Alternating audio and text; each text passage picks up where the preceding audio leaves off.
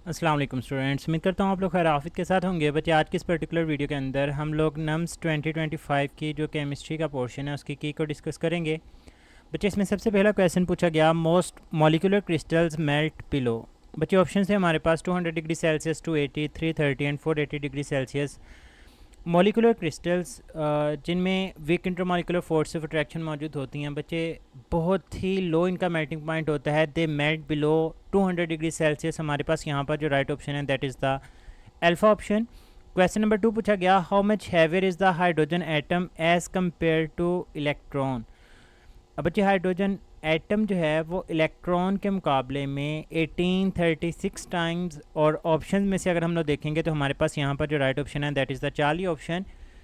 Question number 3 है हमारे पास, the value of equilibrium constant for the decomposition of ozone at 25 degree Celsius is. बच्चे इसकी जो वैल्यू है हमारे पास, the value of equilibrium constant for the decomposition, वो हमारे पास 10⁻55 जो है वो हमारे पास इसकी एग्जैक्ट वैल्यू होगी। बच्चे फैक्ट बेस्ड क्वेश्चन है, ऑलरेडी बुक के अंदर जो है फेडरल बोर्ड की बुक के अंदर ये डाटा गिवन है, तो यहाँ पर हमारे पास केसी की वैल्यू 10⁻55। इवन पीटीबी की बुक के अंदर भी ये डाटा जो है वो गिवन है। नेक्स्ट क्वेश्चन नंबर 4 देखें, कहते हैं reaction is first order with respect to A and third order with respect to B, the rate equation is. बच्चे रेट इक्वेशन सिंपली वो आपको बता रहा है कि ए के लिहाज से फर्स्ट ऑर्डर है तो ए की पावर 1 होनी चाहिए, तो बी ऑप्शन भी गलत हो गई।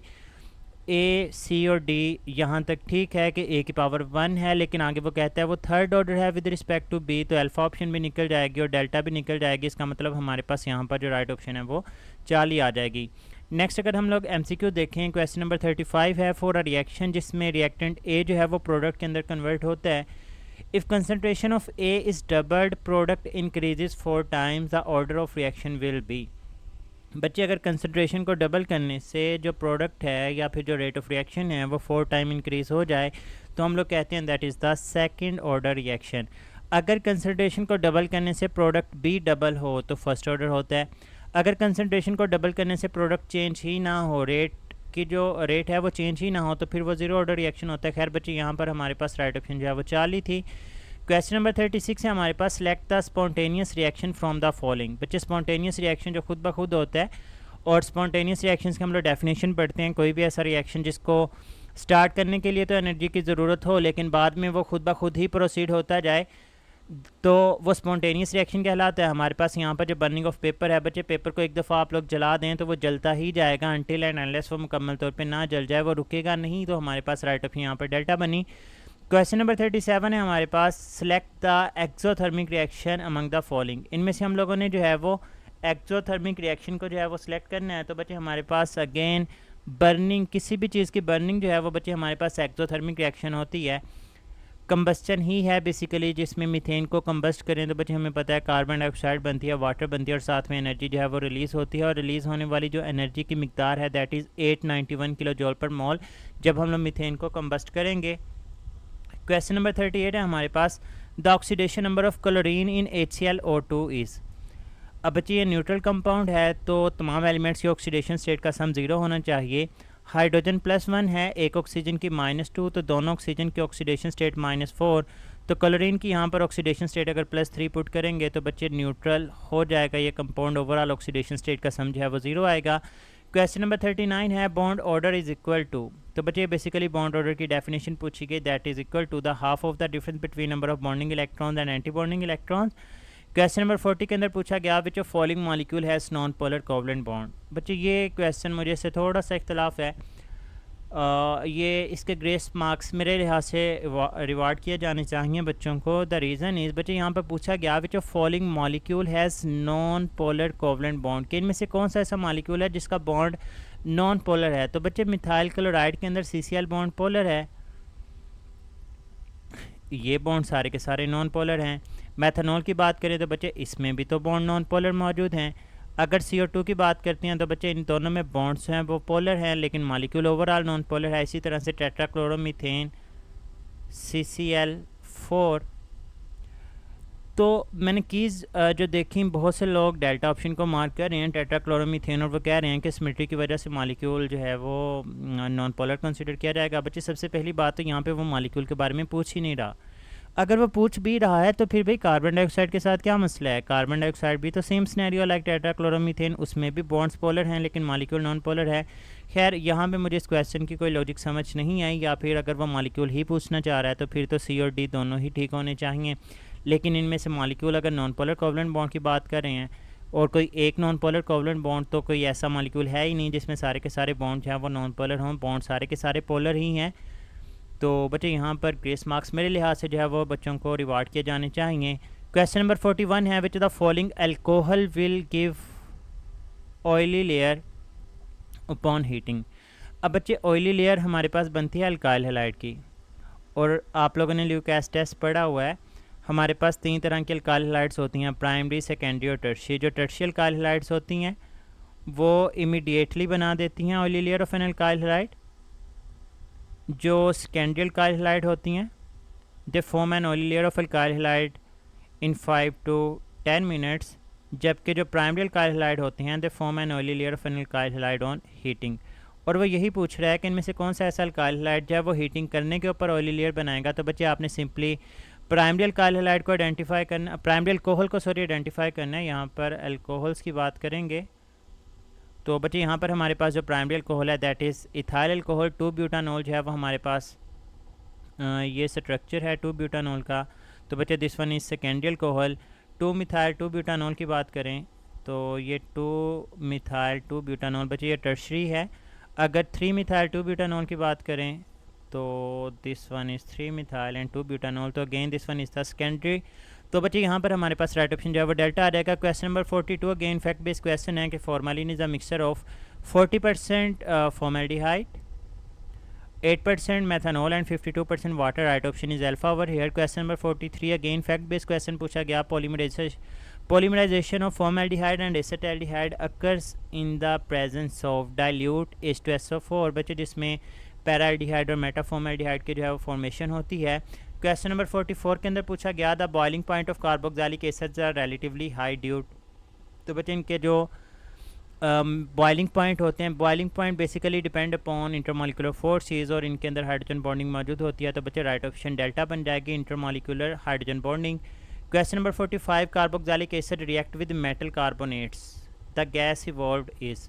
बच्चे याद रखिएगा कार्बोनेट्स के साथ जब भी रिएक्शन होगा एसिड्स का तो बच्चे कार्बन डाइऑक्साइड गैस जो है वो रिलीज़ होती है। एफरवेसेंस के साथ हमारे पास राइट ऑप्शन यहाँ पर 40 बनेगी। नेक्स्ट देखते हैं क्वेश्चन नंबर 46 के अंदर पूछा गया which the following compound will react with 2 dimethyl propanoic acid to produce the ester. बच्चे कार्बोक्सिलिक एसिड्स बेसिकली अल्कोहल के साथ रिएक्शन करें तो ईस्टर्स की फॉर्मेशन होती है। तो हमारे पास ऑप्शंस के अंदर अल्कोहल को ढूंढना था, वो हमारे पास 40 ऑप्शन के अंदर मौजूद है। क्वेश्चन नंबर 47 है the most abundant protein in animal kingdom forming to 25 to 35% of body protein is.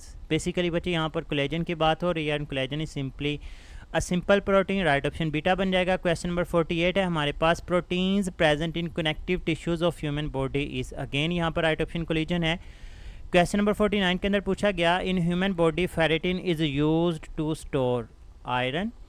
Question number 50 के अंदर in human body ceruloplasmin act as a carrier of. बच्चे सेरेलोप्लाज्मिन जो है ये हमारे पास कॉपर कैरिंग प्रोटीन है। तो राइट ऑफ यहाँ पर 40 बन जाएगी। क्वेश्चन नंबर 51 है predict the element with lowest ionization energy. अब बच्चे लोएस्ट आयोनाइजेशन एनर्जी मेटल्स की होती है। आयोनाइजेशन एनर्जी हम लोग कहते हैं the energy required to remove the electron, और जो मेटल्स होती हैं वो खुद ब खुद इलेक्ट्रॉन्स को लूज़ करती हैं, इस वजह से उनकी आयोनाइजेशन एनर्जी की वैल्यू स्लो होती हैं। और हमारे पास यहाँ पर जो मेटल है that is the magnesium. Question number 52 है कि select the group 2 element which has the highest atomic radius. अब बच्चे ग्रुप 2 जिसमें बेरिलियम है, मैग्नीशियम है, कैल्शियम है, स्ट्रोंशियम है, बैरियम है, तो top to bottom atomic radius बढ़ता है। और इनमें से जो सबसे नीचे एलिमेंट मौजूद है दैट इज़ बैरियम। तो राइट ऑप्शन बी बन जाएगा। Question number 53 which the following element has least boiling point.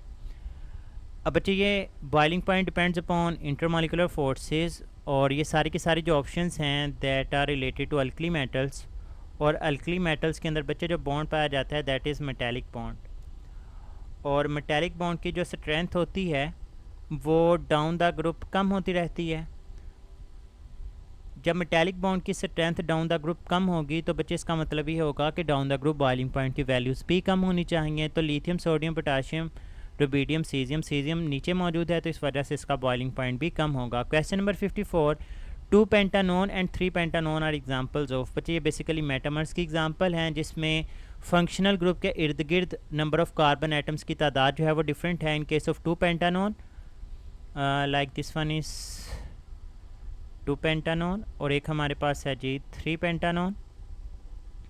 तो 2 पेंटानोन में कार्बोनिल ग्रुप के एक तरफ एक कार्बन और एक तरफ 3, जबकि 3 पेंटानोन के दोनों तरफ 2 कार्बन हैं। तो बच्चे हमारे पास यहाँ पर राइट ऑप्शन जो है वो अल्फ़ा बन जाएगी। क्वेश्चन नंबर 55 के अंदर पूछा गया बच्चों the following will show the optical isomerism. बच्चे ये ऑलरेडी हम लोग डिस्कस कर चुके हैं। अगर आप लोगों ने मेरी नम्स की पास पेपर की सीरीज़ देखी हुई है उसमें ऑलरेडी ये क्वेश्चन पूछा गया था। तो ऑप्टिकल आइसोमरिज्म के लिए एक आपके पास कायरल कार्बन होना ज़रूरी है। कायरल कार्बन एक ऐसा कार्बन जो चारों तरफ से 4 डिफरेंट ग्रुप्स के साथ बच्चे अटैच हो। तो हमारे पास यहाँ पर जो सबसे बेस्ट ऑप्शन है that is 2 hydroxy propanoic acid. इसमें बच्चे कायरल कार्बन मौजूद है तो it will show the optical isomerism. Right option is delta over here. Question number 56, which of the following is an electrophile in sulphonation of benzene. बच्चे right option यहाँ पर SO3 आ जाएगी। Question number 57 के अंदर पूछा गया acetylene reacts with hydrogen bromide to form. बच्चे थोड़ा सा कॉन्सेप्चुअल क्वेश्चन है, आल्दो SHS रिएक्शन मौजूद है। अब पहली दफ़ा जब HBr ऐड होता है तो बच्चे ट्रिपली बॉन्डेड कार्बन दोनों के पास एक एक हाइड्रोजन मौजूद है। तो आप अपनी मर्ज़ी से किसी एक कार्बन के पास हाइड्रोजन भेज दें, किसी एक के पास ब्रोमीन, तो हमारे पास जो प्रोडक्ट बनती है that is CH2 double bond CHBr। इसके बाद बच्चे आप लोग मज़ीद एक HBr का मॉलिक्यूल ऐड करते हैं। अब यहाँ पर मार्कोनिकोव रूल अप्लाई होता है कि negative part of adding reagent goes to that carbon which has the least number of hydrogen atom. तो बच्चे हमारे पास यहाँ पे जो प्रोडक्ट बनेंगे दैट इज़ CH3CH, एक भी आर यहाँ पर आ जाएगा और एक भी आर यहाँ पर, तो 1,1 dibromoethane. Right option is beta over here. Question number 58 के अंदर पूछा गया generally the decreasing order of reactivity is. तो बच्चे अल्कीन सबसे ज़्यादा रिएक्टिव, फिर अल्काइंस एंड देन अल्केन्स। तो right option is beta over here. Question number 59 के अंदर पूछा गया racemic mixture found in SN1 reaction is because of presence of empty p orbital. बच्चे कार्बोकेटाइन जिसके पास एम्प्टी ऑर्बिटल मौजूद होता है, दोनों तरफ से अटैक पॉसिबल होता है, तो 50% इन्वर्जन और 50% रिटेंशन के चांसेस होते हैं। राइट ऑप्शन यहाँ पर बी बन जाएगा। क्वेश्चन नंबर 60 है the order of reactivity of alcohol with respect to cleavage of CO bond. बच्चे CO बॉन्ड ब्रेक हो तो बेसिकली कार्बन के ऊपर पॉजिटिव चार्ज आता है, मतलब कार्बोकेटाइन बनते हैं। और बच्चे याद रखिएगा जो कार्बोकेटाइन होता है वो टर्शियरी कार्बोकेटाइन सबसे ज़्यादा रिएक्टिव एंड स्टेबल हुआ करता है। तो सॉरी टर्शियरी कार्बोकेटाइन सबसे ज़्यादा जो है वो स्टेबल है, और चूंकि टर्शियरी कार्बोकेटाइन सबसे ज़्यादा स्टेबल है इसी वजह से टर्शियल अल्कोहल की रिएक्टिविटी सबसे ज़्यादा होगी, फिर सेकेंडरी अल्कोहल और फिर primary alcohol. Right option is alpha over here. Question number 61 है, कहते हैं कंसिडर द फॉलोइंग रिएक्शन। ये हमारे पास एक रिएक्शन है। फिर कहता है when 40 gram of NaOH reacts with the 49 gram of H2SO4 the number of water molecules produced are. अब बच्चे देखें, सबसे पहले तो इक्वेशन को बैलेंस करना पड़ना था आपको। 2NaOH H2SO4 plus Na2SO4 plus 2 moles of water. अब 2NaOH प्लस H2SO4 और ये मिलकर बना रहे हैं Na2SO4 plus 2 moles of water. अब बच्चे देखिए उसने जो डाटा दिया उसने कहा कि आपके पास 40 ग्राम NaOH है और 49 ग्राम जो है वो H2SO4 है, तो ये बताएं कितने प्रोड्यूस होंगे। बच्चे अगर बैलेंस्ड इक्वेशन देखें तो इसके 80 ग्राम इस्तेमाल होते हैं और H2SO4 के 98 ग्राम। तो जो वाटर के प्रोड्यूस होते हैं मॉलिक्यूल्स, एक मोल होता है तो 6.02 इंटू 10⁻23, और अगर हमारे पास 2 मोल्स हैं तो ये प्रोड्यूस होने चाहिए।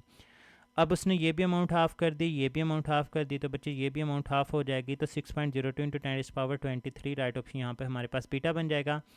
क्वेश्चन नंबर 62 के अंदर पूछा गया the number of electrons in a sub shell can be calculated by. तो बच्चे इसका फार्मूला ही होता है 2 into 12+1। Question number 63 when 5d orbital is complete the entering electron goes into. तो बच्चे अगर 5d ऑर्बिटल फिल हो रहा है तो इसके बाद उसके अंदर जाएगा जिसकी एनर्जी की वैल्यू ज़्यादा होगी। तो 5d के लिए n+l वैल्यू कैलकुलेट कर लें तो 5 + 2 7, 6s के लिए बच्चे वैल्यू 6 + 0 6 है, 6p के लिए 6 + 1 7 है, 6f के लिए 6 + 3 9 एंड 6d के लिए 6 + 2 8। तो बच्चे इसकी भी वैल्यू 7 है और इसकी भी वैल्यू 7 है, लेकिन चूंकि 6p के लिए n की वैल्यू ज़्यादा है तो इस वजह से इसकी एनर्जी ज़्यादा होगी। तो इसका मतलब ये होगा कि 5d के बाद वो 6p में जाएगा। तो right option is beta over here. Question number फिर 64 के अंदर पूछा गया था करेक्ट रिलेशन, तो बच्चे वो हमारे पास बी ऑप्शन के अंदर मौजूद है। Kinetic energy is equal to 3RT/2Na। The fourth state of matter is plasma. Which factor does not affect the rate of evaporation, this one is amount of liquid, इसके ऊपर ये डिपेंड नहीं करता। Question number 67, which of the following is responsible for the low boiling point. बच्चे boiling point basically intermolecular forces के ऊपर depend करते हैं। अगर लो बॉइलिंग पॉइंट है तो इसका मतलब इसके अंदर वीक इंटरमॉलिक्यूलर फोर्सेस हैं। 68 के अंदर पूछा गया hydrogen bonding does not exist in.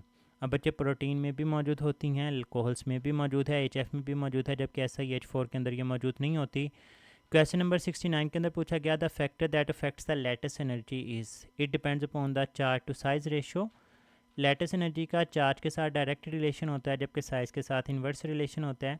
The shape of the crystal latus depends upon the, तो बच्चे जो शेप ऑफ क्रिस्टल लैटस है that depends upon the arrangement of particles. तो यहाँ पर जो राइट ऑप्शन है वो हमारे पास 40 आ जाएगा। खैर बच्चे ये हमारे पास नम्स पेपर की थी। अगर आप लोगों को ये पेपर चाहिए तो वो मैं PDF के अंदर भी आप लोगों के साथ इंशाल्लाह डिस्क्रिप्शन के अंदर शेयर कर रहा हूँ, तो वो आप लोगों ने देख लेना है। अपना बहुत सारा ख्याल रखिएगा। तो